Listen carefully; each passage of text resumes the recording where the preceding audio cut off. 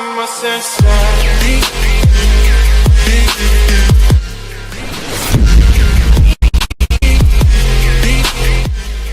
Get the latest on our coverage of Trump in Asia and the world leaders meeting in Vietnam in your inbox daily. Sign up here.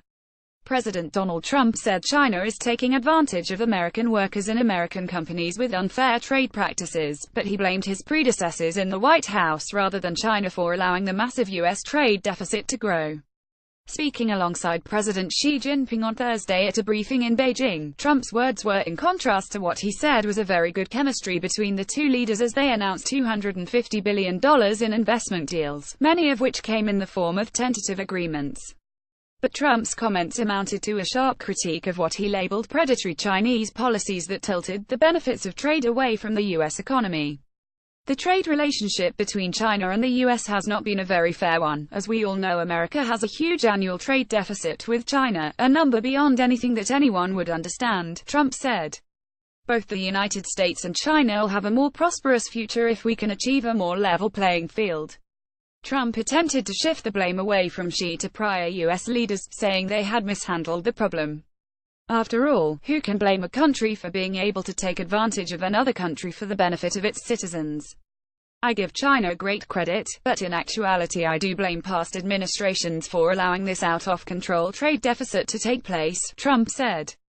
It is just not sustainable.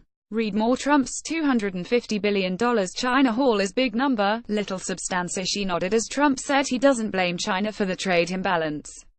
In his own remarks, he did not address Trump's charges of unfair trade practices directly but said he is committed to opening up his economy. He cited the new deals as great examples of the potential win-win nature of ties.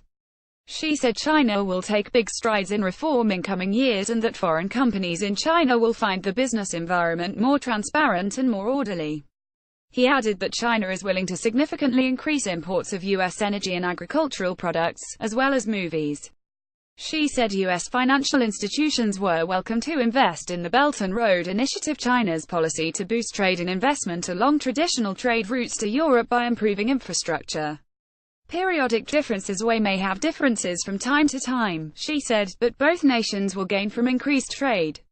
In later joint statements, Trump and Xi both said they're committed to forcing North Korea to give up its nuclear weapons, even as the Chinese leader publicly offered no new initiatives to crack down on regime in Pyongyang.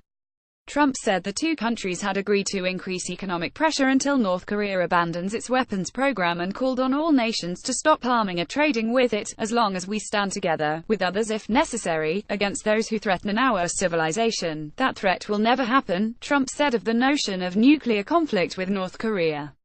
It doesn't even have a chance, but Xi, in his comments, offered the standard formulation about the Chinese approach to North Korea on the Korean Peninsula nuclear issue. We reiterated the firm commitment to achieving denuclearization of the peninsula and upholding the international non-proliferation regime, Xi said.